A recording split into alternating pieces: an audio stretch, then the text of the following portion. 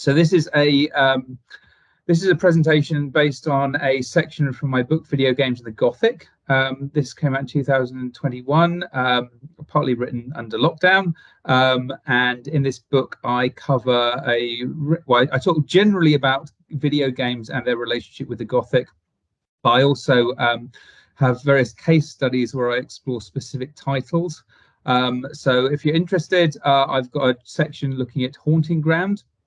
And one of the things I'm doing in this book is I'm trying to look at a series of video games and relate them to specific periods of Gothic fiction. So Haunting Ground is a Capcom survival horror game, really interesting for a number of reasons, which appears to be very explicitly drawing upon a particular branch of Gothic fiction in which imperiled heroines find themselves trapped in spooky castles pursued by various adversaries. I've also got a chapter on Gone Home, which I explore in terms of its relationship to Victorian ghost stories. So this is, as the title suggests, is very much a game set within the family home, like a number of the titles which I explore. And it's a story where the player follows this kind of ghostly voice of their sister, uncovering various kind of family secrets along the way. So another really Gothic text. And then my final chapter is on Night in the Woods, a more recent game, which is engaging with ideas of the Rust Belt Gothic. So looking at the recent economic crash, its impact on certain regions of America, the way in which certain post-industrial areas are starting to take on qualities of the Gothic ruins, which you see in more kind of traditional Gothic literature. So in this talk, I'm going to be focusing on BioShock, because it's probably one of the few titles which I look at which has got a kind of clear monster within it. And in the chapter, I look at the monsters within BioShock and BioShock as in its entirety in terms of ideas of modernity. And I think this is a game which is very clearly engaging with some of the kind of concepts and features of modernity. By that we mean, I mean, modernity is a really kind of complex term, but it's associated with a particular industrial form of living, which involves mechanization, urbanization, capitalism, ideas of scientific rationality, enfranchisement, individualism, all these kind of grand terms. Modernity, I wrote a book about children's media and modernity, so I'm really interested in the way in which modernity has shaped popular culture and also the way in which popular culture engages with the modern.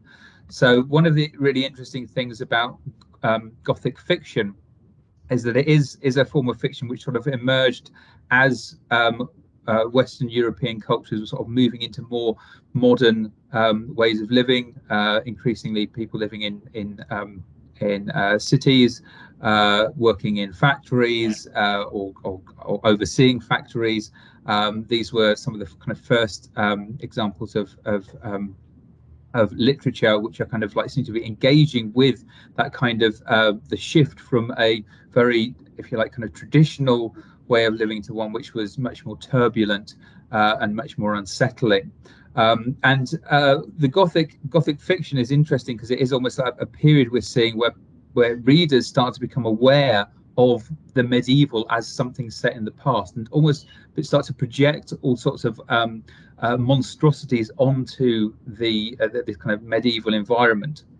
So one of the things that's going on is a kind of abjection of the medieval in this process, but at the same time, the Gothic is also about taking aspects of the kind of supernatural previous cultures, kind of pre-modern cultures, and translating them onto more kind of contemporary settings.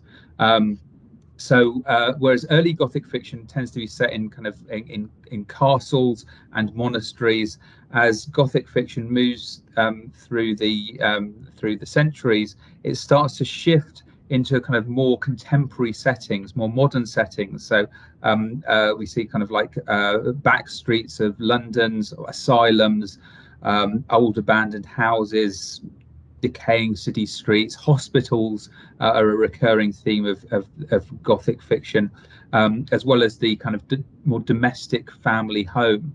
So the Gothic is really interesting in terms of its kind of chronicling of the kind of shift in perspectives towards the past, but also it kind of reflects anxieties that despite the fact that the medieval past with all its kind of superstitions has been superseded by a move towards kind of scientific rationalism, those kind of old traces, those kind of monsters still exist. They still have a kind of appeal as well.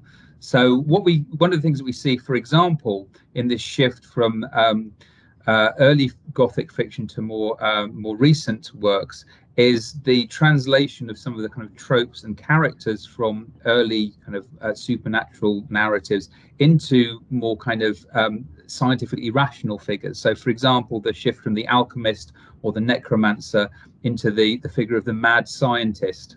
And MacArthur's book, Gothic Science Fiction, is really interesting in chronicling this. So we have characters such as Frankenstein, Dr. Jekyll, Herbert West, who are these kind of overreacher figures who are kind of pushing science to its limits, into monstrous limits, which are very, very similar to the ways in which previous more kind of supernatural figures might have kind of produced monsters in their own way. One of the main books that I draw upon in my chapter on BioShock is Halberstam's Skin Show, Gothic Horror and the Technology of Monsters. And this is a really fascinating study, exploration of the monster in Gothic fiction across literature and cinema. It covers Victorian novels, slasher sequels, art, cinema, and it particularly focuses on the body, specifically the monstrous body within such fiction. Halberstam argues that within these texts, the monster is this contradictory, polysemic, quite ambivalent figure, which is engaging with and addressing historically specific ambivalences around class and gender, sexuality, and economic relations. So this was a kind of really key text in my understanding and unpicking of what's going on in BioShock.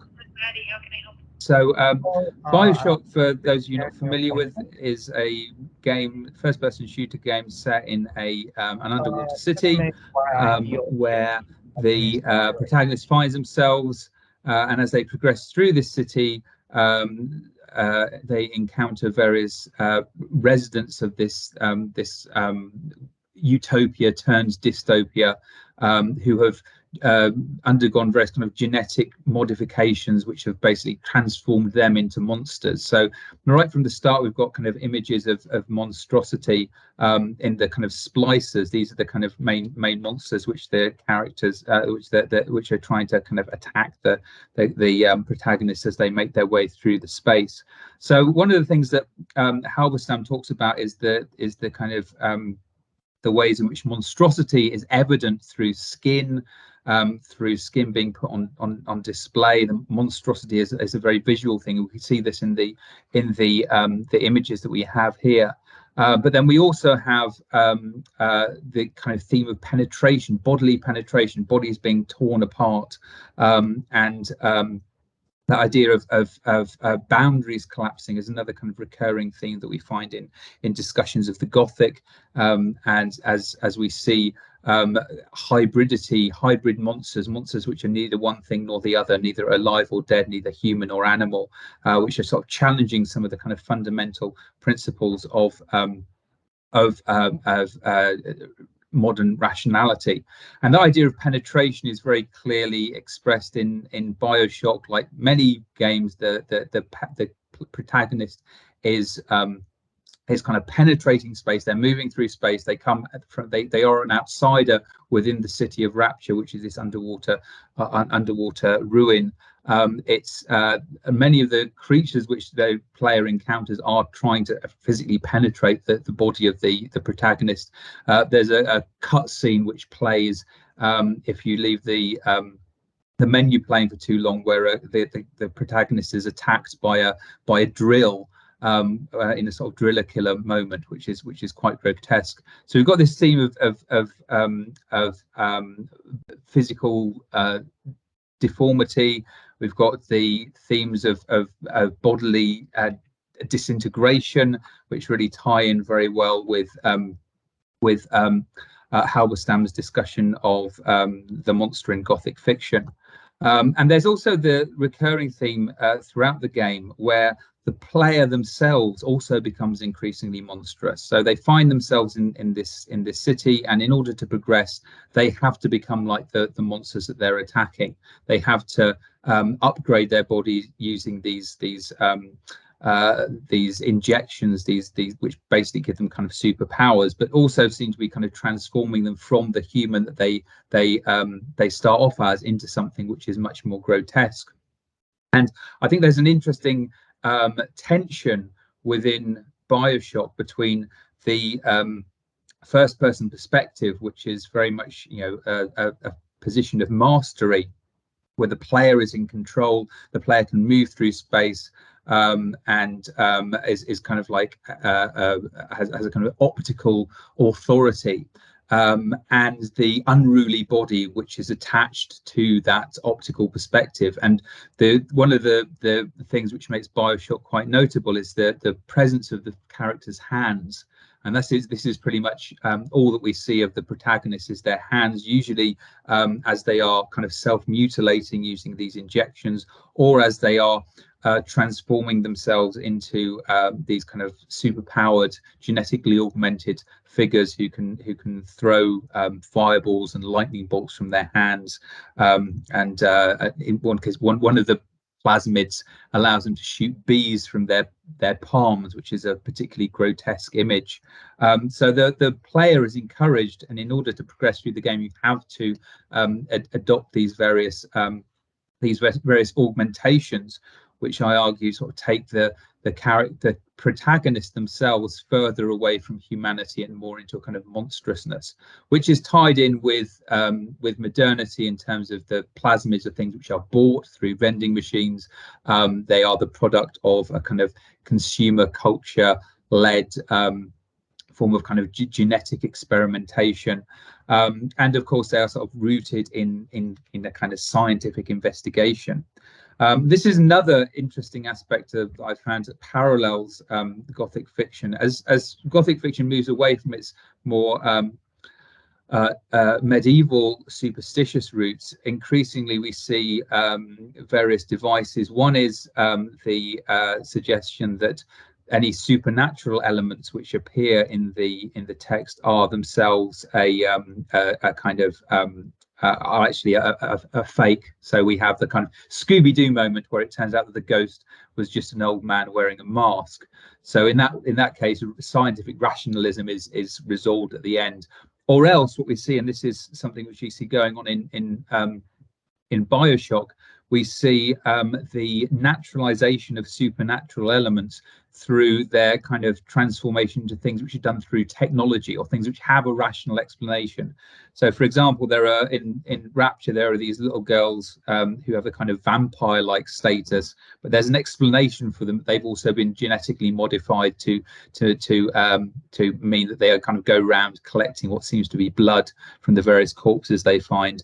The enhancements that the protagonist injects themselves with also have a scientific background to them, and that's made very clear in the beginning when we kind of find out about the kind of experimentation that's been going on in the city.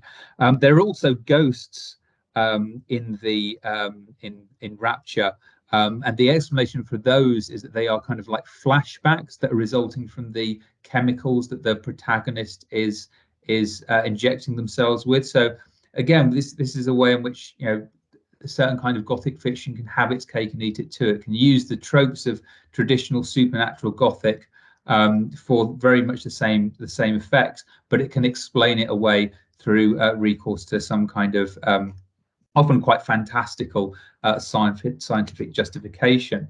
There's also, and this is something which I think is I'd really like to pursue a bit more. One of the things that the player does as they're moving through space, as they through Rapture, is they're encouraged to take photographs of the various creatures they encounter. And taking these photographs provides them with level ups, so power ups, which allow them to defeat the creatures much more easily. So in this respect, the player is like a kind of researcher. They are kind of researching the creatures that they encounter. So that positions the player as this very kind of like scientifically rational figure, and gives some kind of justification for the fact that if they encounter the same creature over and over and take the right photographs, then they will have an advantage over them. So just I'm mindful that I'm running out of time. So Kelly Hurley, in their book The Gothic Body, also discusses the figure of the monstrous within Gothic fiction. They write about the horrific remaking of the human subject, the metaphoric and differentiated gross corporeality, ideas of both fragmentation and permeability. So you've got this idea again of the human figure being remade into something that's monstrous, being transformed, metamorphosing, and the kind of grossness of this. And Kelly says there is both a kind of repulsion to what's going on here. We are kind of grossed out by this, but we're also fascinated by it. And I think that fascination is something that's really kind of key to BioShock's pleasures. It is the kind of pleasure of making your body, even though you can't see it, as kind of powerful and grotesque as possible.